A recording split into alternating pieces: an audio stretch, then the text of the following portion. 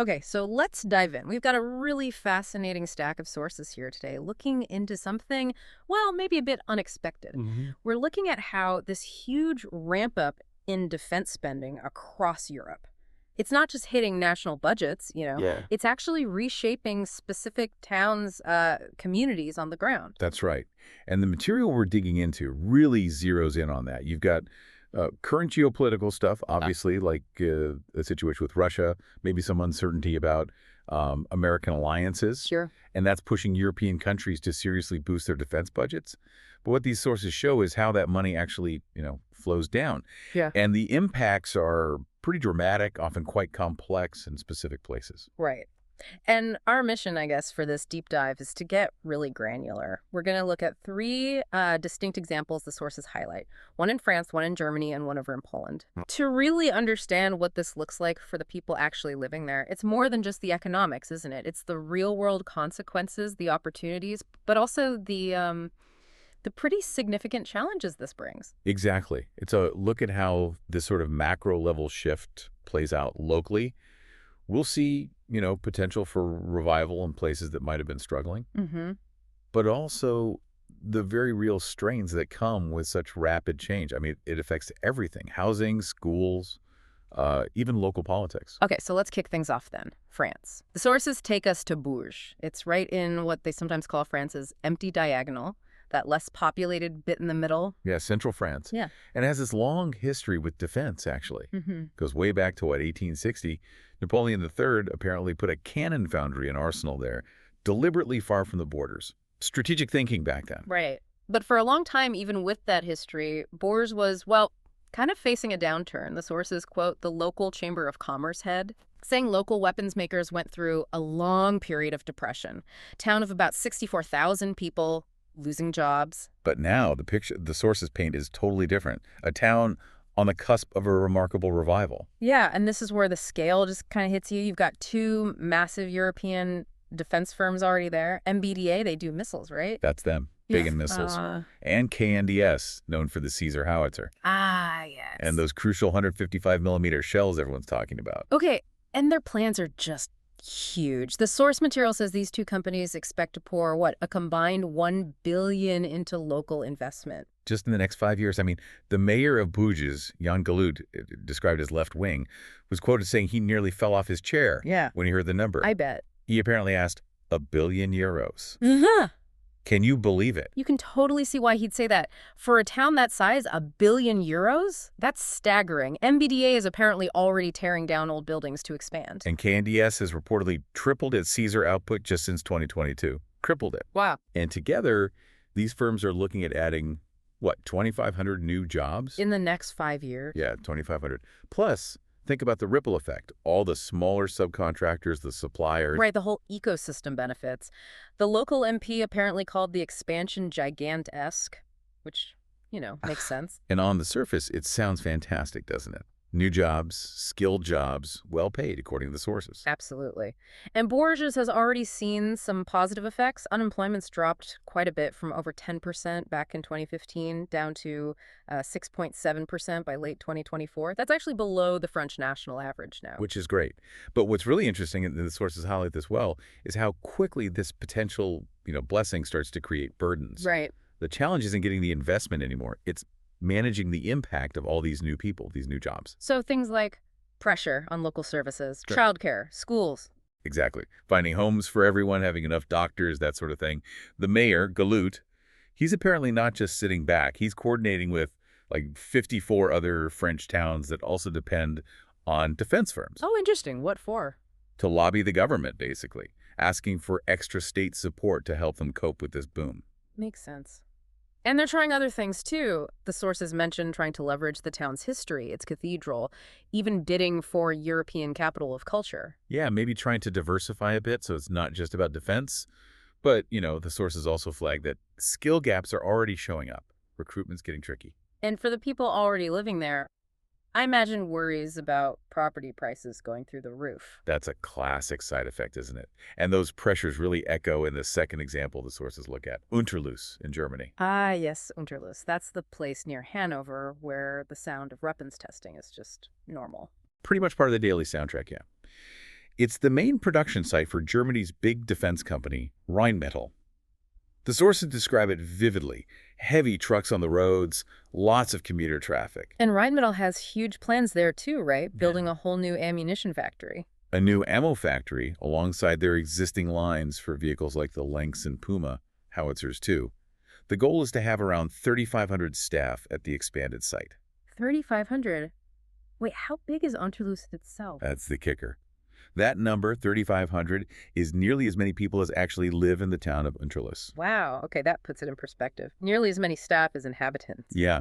And the sources quote a Rheinmetall spokesperson talking about building this new plant at Rheinmetall speed, sort of contrasting it with how slow German construction projects can often be. Uh-huh. And they are hiring, offering good wages. They are hiring hundreds, yes, offering decent pay. And the mayor seems aware of the infrastructure crunch, apparently investing over €1 million this year just on renovating the train station to handle more commuters. But, and there's a but here, isn't there? The sources point to something interesting despite the economic activity. Local sentiment seems, well, not great.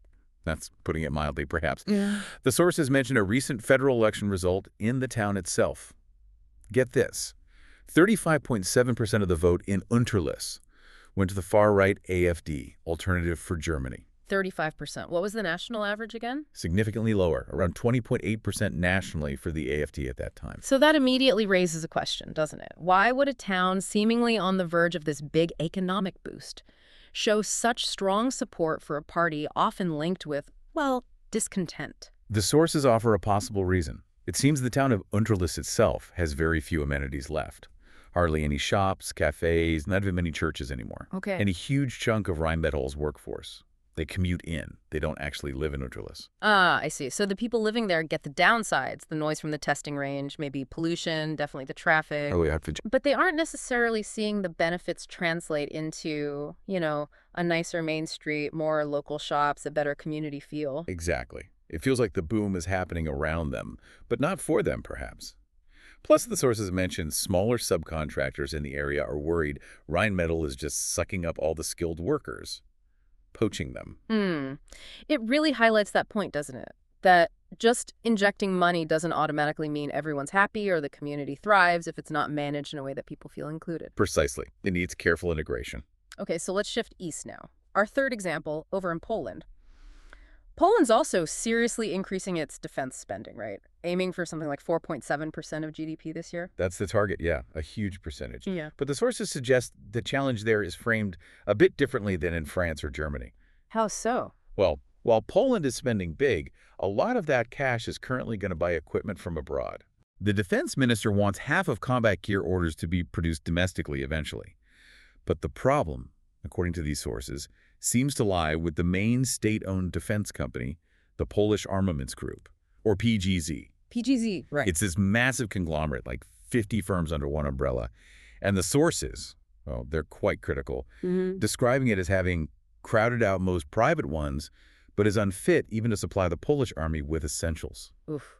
Okay, so it's less about managing a private sector boom causing local strain. Exactly. And more about trying to get this big state-owned industrial player up to speed. Revitalize it. That seems to be the core challenge highlighted. The government's trying to boost PGZ with big domestic orders. The sources mentioned a deal for 96 howitzers last year. And crucially for our story, a deal for 111 Bourses. Bourses? Yeah, the Borsig, described as the first military vehicle fully developed in Poland. So a big deal for domestic capability. Okay, and this brings us to Stalowa Wola. Wola, yeah. Southeastern Poland. The name itself apparently means steel will. Fitting, given its history. It was basically founded around 80 years ago, built around a metalworks. The mayor is quoted saying the city is, quote, welded to the state of its industries. Its identity is tied to industry. And like a lot of old industrial towns, especially in that part of Europe, it went through tough times, mass layoffs in the 90s. Very tough times, yes. Yeah. Located in one of Poland's poorer regions, too, so public finances are apparently still pretty strained. But now, with these increased defense orders flowing in, the city's steelworks, part of PGZ presumably, is planning a major expansion. That's the plan. Looking to triple production capacity by 2026, build huge new warehouses. It sounds like a significant ramp-up. So this really feels like a potential lifeline, doesn't it, for a city that's been struggling? Absolutely. And you see the contrast with Bourges and Unterlüss. The main challenge discussed here isn't managing the social side effects of rapid private growth. Right, not about housing shortages or commuter traffic in the same way. Not primarily, based on these sources. It seems much more focused on, can this defense spending actually succeed in rebuilding and modernizing the state-owned industrial base? Yeah. And can that, in turn, help improve those strained local finances? Okay, so 3 quite different scenarios, really. Bourges managing this flood of private investment, Unterlüss dealing with the social friction from a big corporate boom next door, and Stalowola trying to use defense orders to revive a state-owned industrial legacy. Pulling back a bit then, looking at the bigger picture the sources present. What's the main takeaway? Well, there's this interesting concept the sources talk about, the defense dividend, basically the potential economic boost from all this military spending. Right. And the sources frame it almost as a nice problem for European towns to have, compared to decline.